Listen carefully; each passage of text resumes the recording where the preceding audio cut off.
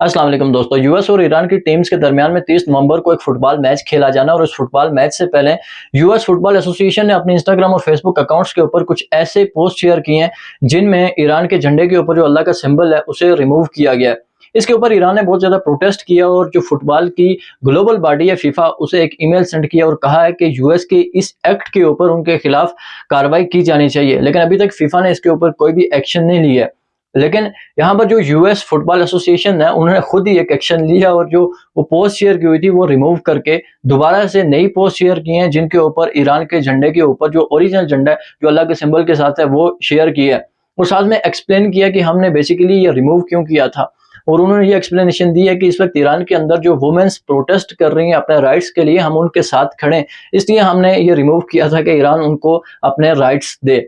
Basically ये वो जो हो रहे हैं इस वक्त वहां पर प्रोटेस्ट, इसके ऊपर बात करेंगे, पूरी आपको डिटेल बताऊंगा। लेकिन यूएस और ईरान के दरमियान में हिस्ट्री क्या बताती है, क्या उनके दरमियान में आज तक ताल्लुकात रहे, शॉर्टली इसको देख लेते हैं।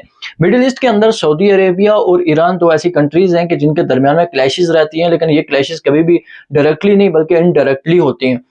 और इन क्लैशेस की वजह बेसिकली ये रिलीजियस क्लैशेस होती हैं। जो सऊदी अरेबिया है वो सुन्नी मुस्लिम है और जो ईरान के अंदर रहने वाले लोग हैं वो शिया मुस्लिम है। तो शिया और सुन्नी के दरमियान में बेसिकली ये कॉन्फ्लिक्ट्स रहते हैं। और जो सऊदी अरेबिया है वो अलायंस में रहता है अमेरिका के, और अमेरिका के साथ ईरान की जमती नहीं है, तो इन दोनों के दरमियान में जो ताल्लुकात हैं हमेशा से खराब रहे।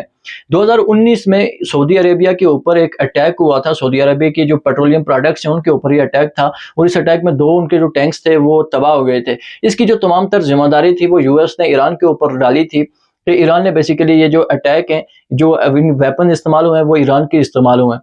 इसके बाद 2020 में अमेरिका ने एक एयर स्ट्राइक किया था जिसके अंदर ईरान के जो टॉप कमांडर थे कासिम सुलेमानी, उन्हें शहीद कर दिया गया था। और उस वक्त अमेरिका ने ये कहा था कि कासिम सुलेमानी मिलियंस ऑफ लोगों को मार चुके हैं और वो इस वक्त अमेरिका के ऊपर अटैक की साजिश कर रहे थे, इसलिए हमने एयर स्ट्राइक किया और उन्हें मार दिया।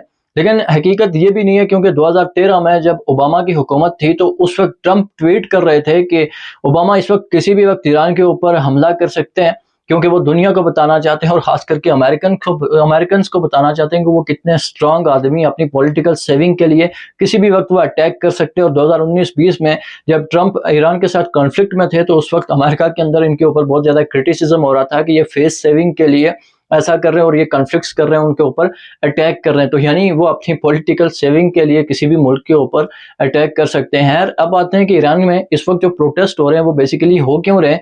तो उसकी हिस्ट्री ये है कि मासा अमीनी एक यंग गर्ल थी कि जिनको वहाँ की मॉरल पुलिस ने, वहाँ पे एक मॉरल पुलिस बना के रखती है ईरान, कि जो वहाँ पे गर्ल्स के कपड़े चेक करते हैं कि वुमेन्स जो कपड़े पहन के आती हैं वो ठीक से पहनती हैं या नहीं पहनती हैं, अच्छे से हिजाब करती हैं या नहीं करती हैं।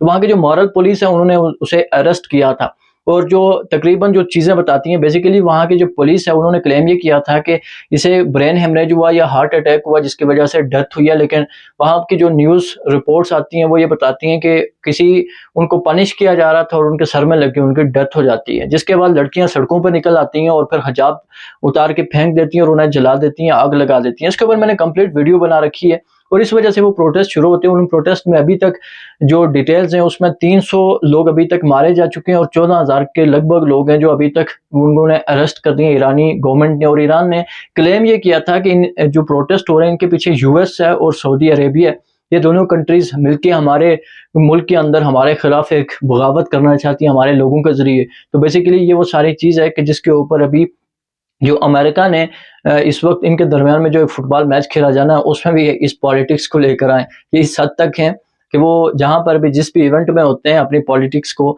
लेकर आते हैं बीच में। तो यही अभी तक की इनकी तफसीलात हैं। इसके ऊपर अलग से इंशाल्लाह मैं कोशिश करूंगा कि एक कंप्लीट डिटेल इनकी हिस्ट्री के ऊपर आपके लिए वीडियो बना सकूं। मैं इसी पर आपसे इजाजत चाहूंगा। नेक्स्ट किसी वीडियो में मुलाकात होती है, तब तक के लिए अल्लाह हाफिज।